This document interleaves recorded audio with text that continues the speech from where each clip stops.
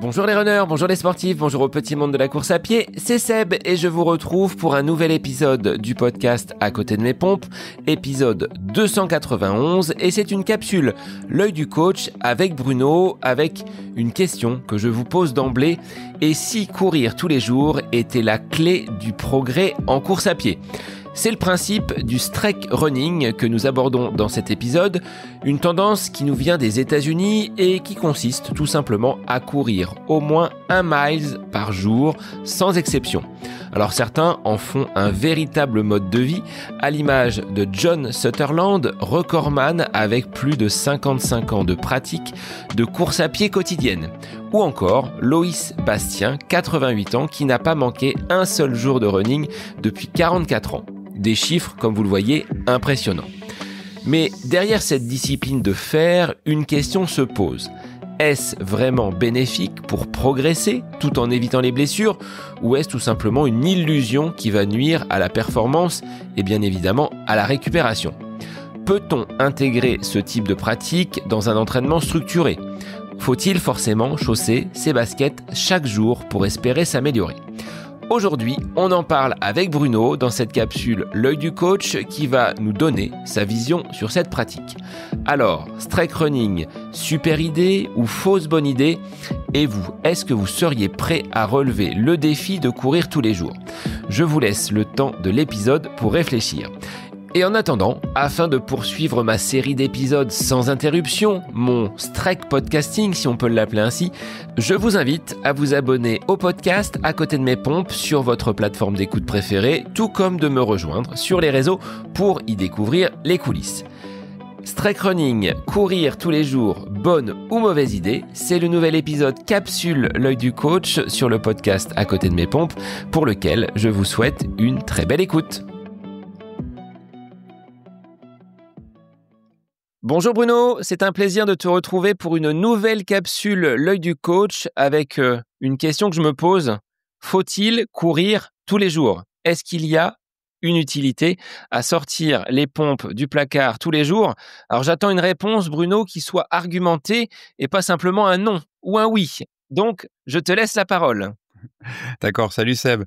Alors oui, du coup, l'idée c'est est-ce qu'on doit être non pas à côté de ses pompes, mais dans ses pompes tous les jours ? Exactement, c'est ça. Est-ce qu'il faut les sortir du placard et les porter tous les jours ? Je fais référence à cette tendance du streak running qui nous vient des États-Unis, avec même une association, l'association Streak Running USA, qui nous invite et nous incite à courir au moins 1 mile tous les jours, soit environ 1,6 km. Alors, pour toi, est-ce qu'il y a des bénéfices à réaliser ce type de sortie d'1 mile par jour ?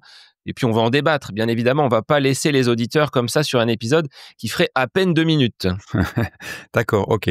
Alors, je découvre quand tu me parles du streak. Streak running. Streak, ouais, parce que c'est pas faire un strike. Le streak running, donc c'est pas le steak running, c'est le streak running. Donc je découvre ce terme. Et est-ce que, alors on est souvent pas capable de trouver le terme identique en français, donc on copie les anglo-saxons et on répète la même chose. Est-ce qu'il y a des streak runners en France ? Alors moi, j'en compte 18 actifs aujourd'hui. Ah ouais. Mais la tendance nous vient des États-Unis. Et j'ai noté donc 2 records pour les hommes et pour les femmes.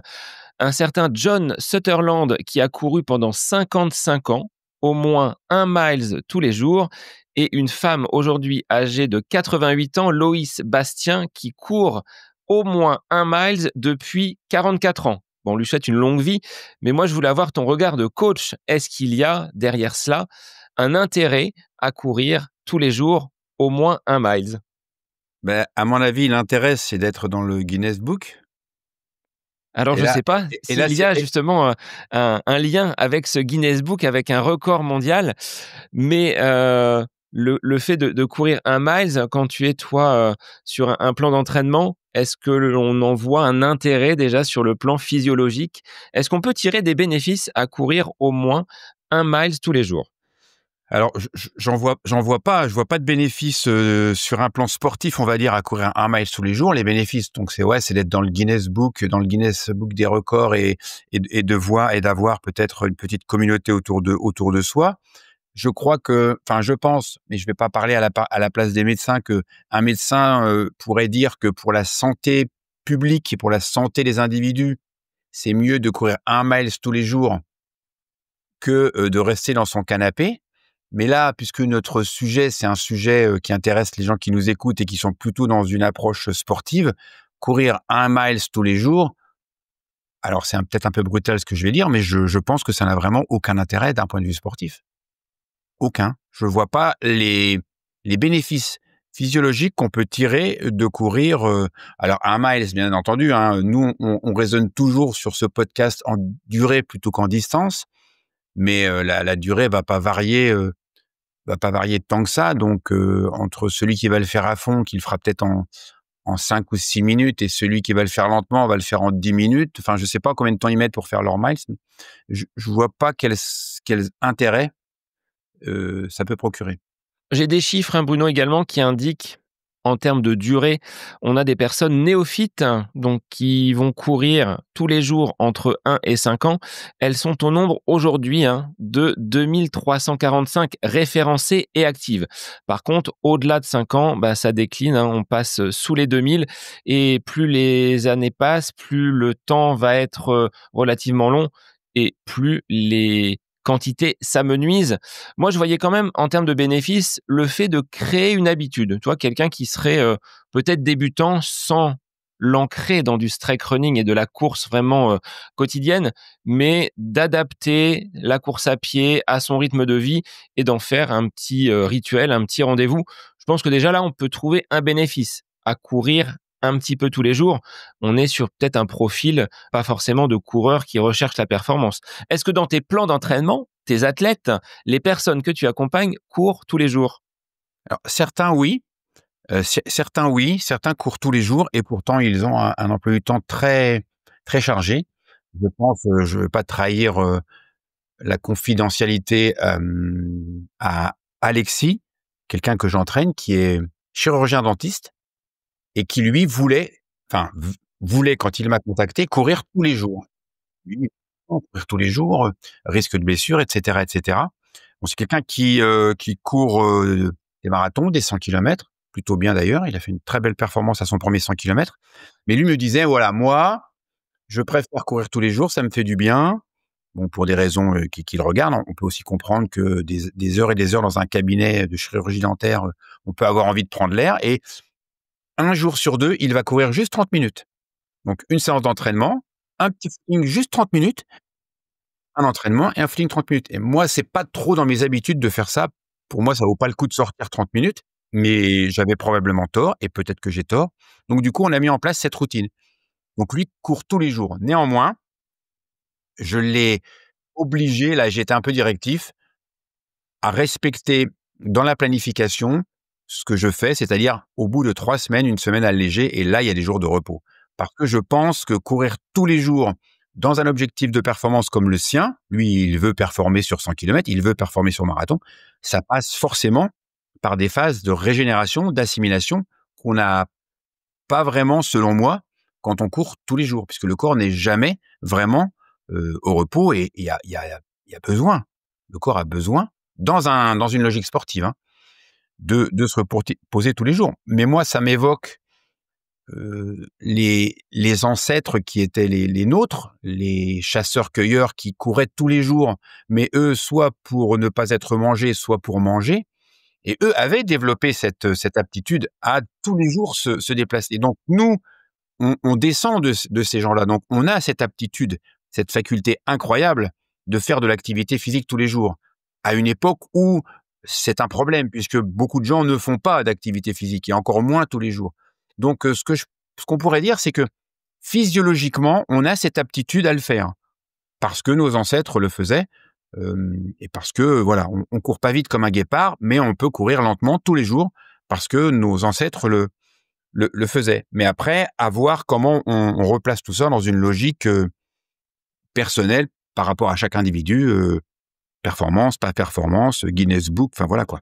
On peut finalement apprendre à connaître un petit peu ses sensations, à découvrir un petit peu quels sont les effets d'une course finalement quotidienne. Moi, je l'ai déjà expérimenté sur une période de vacances, mais j'avais toute la journée derrière, et tu le sais en tant qu'enseignant, quand on est en congé, grandes vacances, pour récupérer.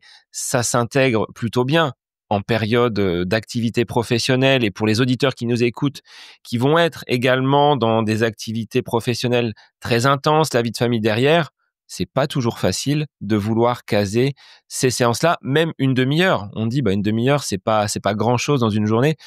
Est-ce que ça vaut le coup? Est-ce que l'on va pas finalement derrière entraîner une fatigue un petit peu plus importante, des blessures qui vont survenir?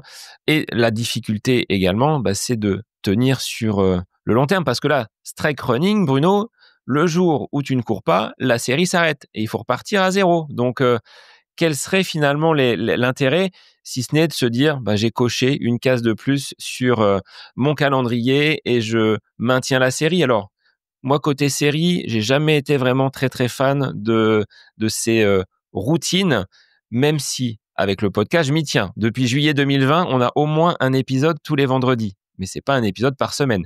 C'est pas un épisode tous les jours, je veux dire. Donc, la difficulté, elle est là. Est-ce qu'il faut finalement ancrer ces séances quotidiennes dans une routine? Je suis pas persuadé.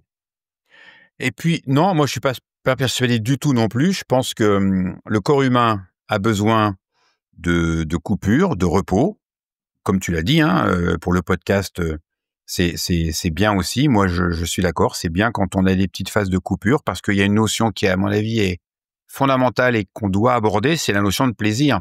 Est-ce qu'on prend du plaisir quand on va, j'allais dire comme au travail? Il y a des gens qui vont au travail, et j'espère d'ailleurs qu'un maximum de gens vont au travail tous les jours avec plaisir. Mais voilà, est-ce que cette routine, le fait d'y aller tous les jours, elle n'ôte pas ce côté un peu découvert, ce côté plaisir, de la coupure? Donc, courir tous les jours, savoir que tous les jours on va faire la même chose, plus ou moins, parce que si on court tous les jours pendant 5 ans, on ne doit pas faire beaucoup d'autres séances ou de séances qualitatives. Là, j'ai l'impression qu'on tourne dans quelque chose qui est presque, pas une obligation, mais quasiment. Donc, ce serait intéressant de savoir quelle est la motivation des gens qui font ça. En tout cas, pour revenir à ce qui nous intéresse principalement, d'un point de vue purement des effets bénéfiques de l'entraînement, moi, je n'en vois pas. Est-ce que par rapport donc à ces courses qui vont être répétées, on le dit souvent, alors on va pas être sur une course quotidienne, mais il vaut mieux peut-être scinder sa semaine d'entraînement en 3, 4, 5 séances que d'en faire une ou 2, là, sur le plan physiologique, sur le plan de la récupération. Je prends un exemple de quelqu'un qui viendrait à courir, 1 fois 2 heures. Est-ce qu'il ne vaut mieux pas fractionner en 4 fois 30 minutes pour permettre au corps, d'être un petit peu moins impacté sur le plan des contraintes, sur le plan finalement de l'enchaînement également, qui va peut-être offrir quelques opportunités physiologiques sur l'entraînement? Oui, dans le cadre, et on voit souvent des gens qui n'ont pas, dont le sport, dont la course à pied ne fait pas partie de leur mode de vie, mais qui néanmoins aiment courir ou veulent courir, et le font souvent, mais le dimanche, parce que c'est le dimanche que c'est le jour le plus facile, c'est le jour où on ne travaille pas. Et voilà, au fur et à mesure du temps, des semaines, vont courir 5 minutes, 10 minutes, et finissent par courir 2 heures, parce que la représentation qu'ils ont du sport et de leur progrès tient dans la durée, ou en kilomètres, hein. Peut-être que ces gens-là réagissent aussi en kilomètres. Donc, pour eux, quand ils se sont mis à la course à pied, courir 20 kilomètres ou 21 ou 30, c'est impossible, et du coup, ils se découvrent capables de réaliser des choses qu'ils ne pensaient pas possibles. Dans ce cas-là, oui, si on veut leur donner un conseil, on va leur dire: «Mais ce sera plus efficace pour toi de courir 4 fois 30 minutes que de courir une fois 2 heures». Donc dans ce cas-là, oui, l'entraînement répété, il est intéressant, et il est même pertinent. Parce que bien souvent, quand on augmente comme ça la distance et qu'on ne le fait qu'une fois par semaine, l'adaptation, elle se fait pas bien, les douleurs apparaissent, les blessures, et c'est pas très pertinent d'un point de vue, santé, et même d'un point de vue objectif sportif, pardon. Alors, sur le plan de l'entraînement aussi, hein, on pourrait apporter quelques bémols sur ce strike running, c'est que ça va pas permettre aux coureurs à pied d'intégrer de l'intensité, d'intégrer un travail un petit peu plus qualitatif, si on se contente d'un miles, ça va pas très très loin. Alors, je pense que certains vont au-delà. Et tu avais noté, Bruno, l'exemple d'une jeune femme belge qui a couru donc un marathon par jour pendant une année. Il y avait peut-être un objectif derrière de sensibilisation et une cause qu'elle défendait. Oui, c'est ça, c'est ça. Donc ce qui est remarquable dans cet exemple, c'est que, pour 99 peut-être 98, j'en sais rien, des gens sur cette planète, courir un marathon, c'est quelque chose qui est, impossible ou qui paraît incroyable. On a quand même un être humain comme nous, avec 2 jambes, 2 bras, qui a couru un marathon par jour, tous les jours, pendant 365 jours. Donc, ce que moi je retiens, parce que j'ai pas envie de critiquer, j'ai pas envie de la montrer du doigt, d'autant qu'elle a fait ça effectivement pour recueillir des fonds. Elle a fait 15 444 kilomètres, 15 444 kilomètres en une année. Ça veut dire que c'est faisable. Ça veut dire que c'est possible.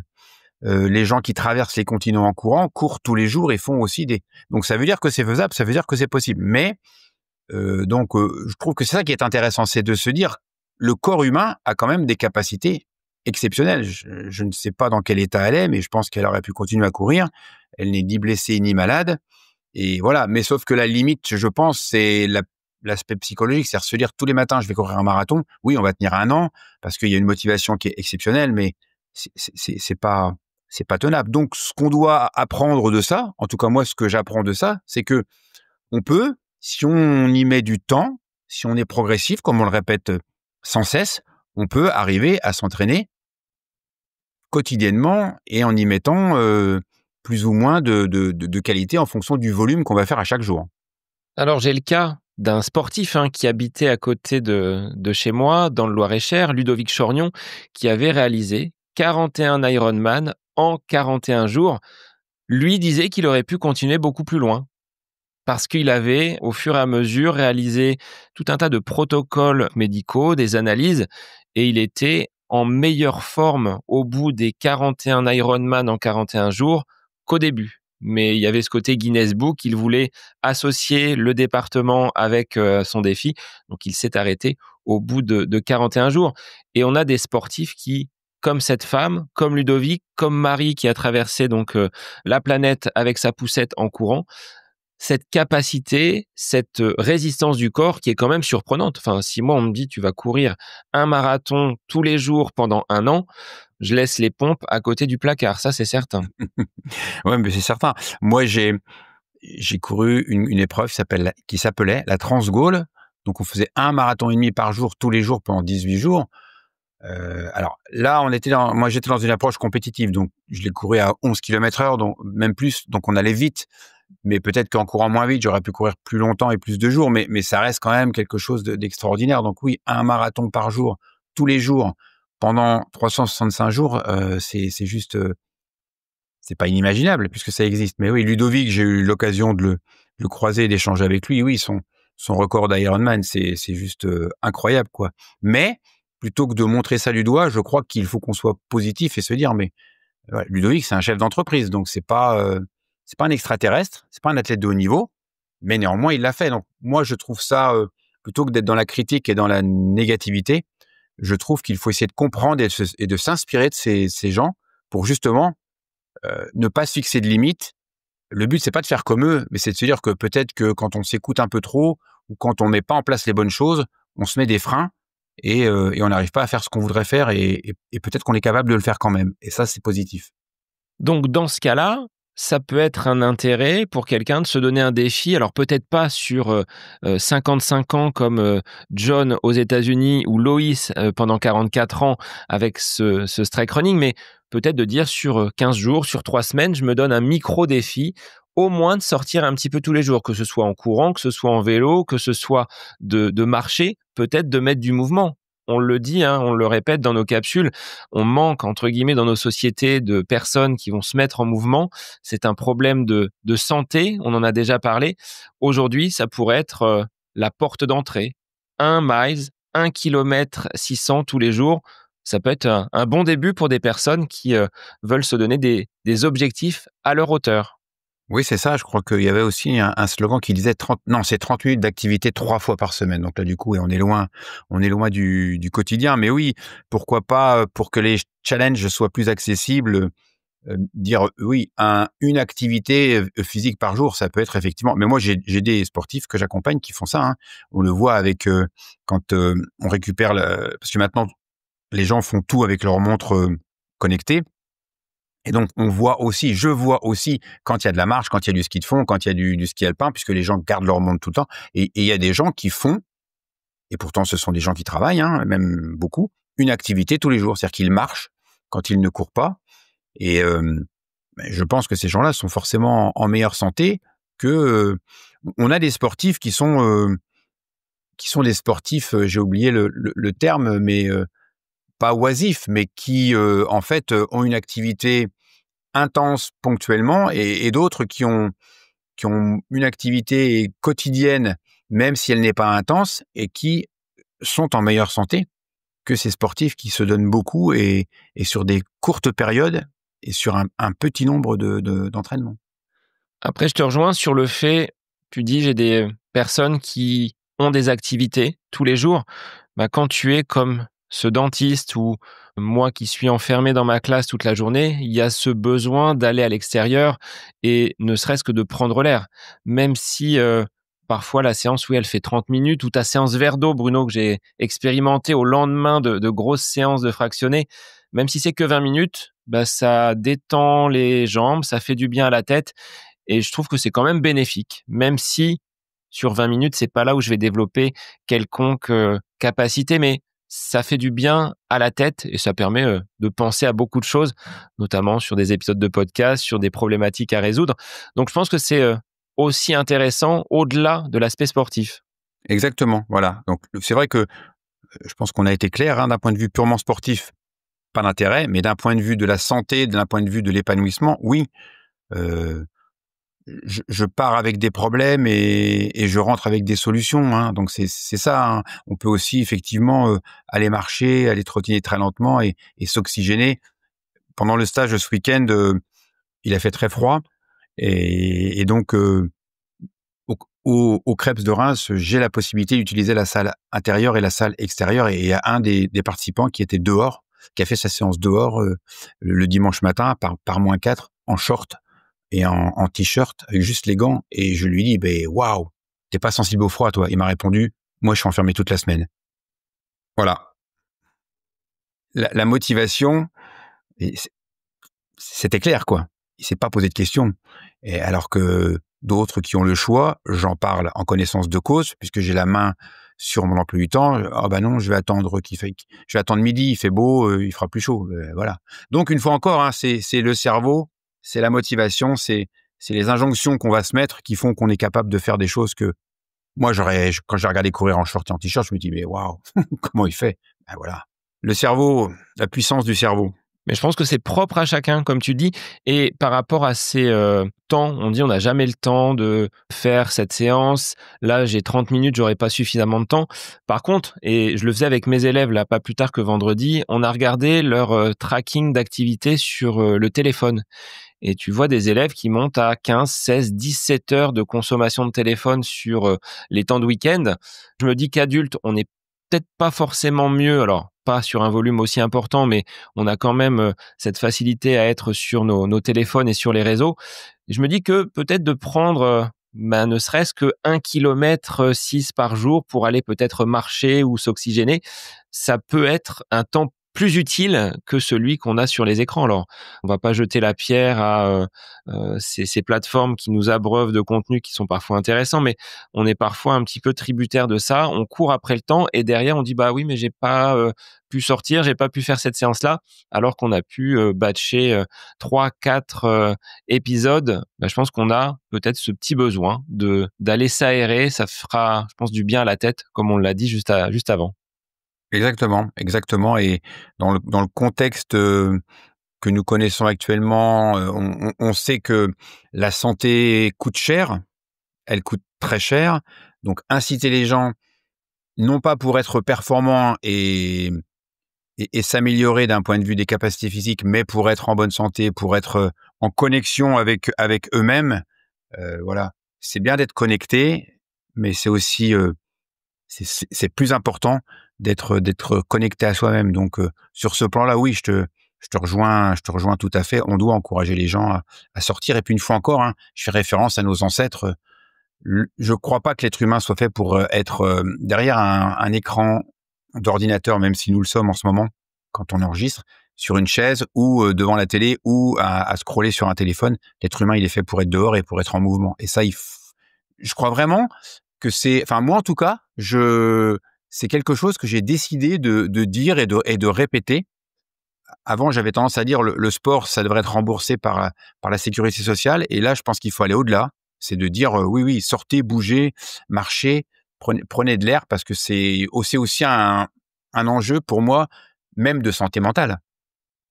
Donc, on doit aller, notre société doit aller dans ce sens-là. Et nous, dans notre discours, à notre petite échelle, dans ce podcast qu'on fait, on doit véhiculer ça. Et puis d'intégrer différentes pratiques, hein. On parlait de la course à pied, ça peut être de la marche, ça peut être du vélo, ça peut être de la natation, du renforcement musculaire. Les personnes qui ont un chien, ça peut être d'aller promener le chien pendant 15-20 minutes, de sortir, ça ne fera pas de mal. Donc je pense qu'il faut ne pas hésiter. Et puis je dirais, alors tu vas me dire si tu es d'accord avec ça, Bruno, de ne pas culpabiliser. On voit parfois des personnes qui ont un plan d'entraînement, toi sur le plan course à pied, qui disent j'ai pas pu faire cette séance, et ça les culpabilise un petit peu. Elles ont cette volonté derrière d'aller rattraper les séances. S'il y a une journée où c'est pas possible, c'est pas possible, et on fera mieux la prochaine fois. D'où l'intérêt d'un accompagnement peut-être individualisé qui va pouvoir répondre un petit peu plus finement aux besoins de la personne, avec un réajustement que tu pourras faire toi sur les jours qui vont suivre. Ouais, c'est vrai. C'est vrai que les gens qui sont très investis dans ce qu'ils font et qui ont l'agenda sous les yeux et la séance qui est notée, ont immédiatement ce sentiment de culpabilité quand ils ne la réalisent pas. Donc oui, là, il faut être derrière, il faut expliquer pourquoi c'est pas très grave, donner des solutions pour compenser tout ça, et éviter, oui, qu'il y ait ce sentiment de culpabilité qui est forcément négatif. Alors Bruno, après notre échange là dans cette capsule, est-ce que le streak running, est-ce que courir tous les jours, ça te tente? Est-ce que tu vas te lancer dans l'aventure, ou est-ce que tu as quand même des petits conseils à donner aux auditeurs pour qu'ils puissent garder le plaisir tout en progressant, avec toujours cette notion de progressivité? Voilà, c'est ça. En fait, moi, ce qui me guide, je suis capable de courir tous les jours pendant de longues périodes, mais le jour où je n'ai plus envie, le jour où cette volonté de courir n'est plus là, je vais prendre un jour de repos. Donc moi, je préconise une fois encore de s'écouter, de ne pas tomber dans un schéma qui est contraignant et qui va nous obliger à faire des choses dont on n'a pas envie. On est dans une pratique ludique de loisir, on est dans une pratique qui doit nous permettre de nous épanouir. On va pas travailler tous les jours, comme on va pas courir comme on va travailler tous les jours. Donc la notion de plaisir, elle est très importante. Et puis on rappelle que si on veut optimiser son entraînement, si on est dans une pratique non pas de bien-être, de santé, mais dans une pratique de performance, courir tous les jours n'est pas la façon de procéder la plus pertinente, et d'autant moins si on fait juste un miles ou une activité qui va être peu intense et courte. Donc ça va à l'encontre de l'efficacité et de la performance. Eh bien, merci Bruno. On invite les auditeurs, bien évidemment, sur les réseaux, à nous indiquer s'ils sont dans une pratique de streak running, s'ils ont déjà testé une course à pied présente pendant de nombreuses semaines ou de nombreux jours. Et puis, on débattra avec eux sur la nécessité, sur l'utilité de courir tous les jours. Et pour les auditeurs, je vous retrouve dès la semaine prochaine pour un nouvel épisode du podcast À côté de mes pompes. Bonne semaine à vous. Cette capsule L'œil du coach avec Bruno Heuby est désormais terminée. Merci à vous pour votre écoute, mais aussi pour vos retours sur ce format d'épisode un petit peu plus court. N'hésitez pas à nous transmettre vos questions, vos interrogations via les différents réseaux, Facebook et Instagram.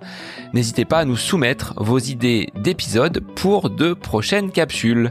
Belle semaine à vous!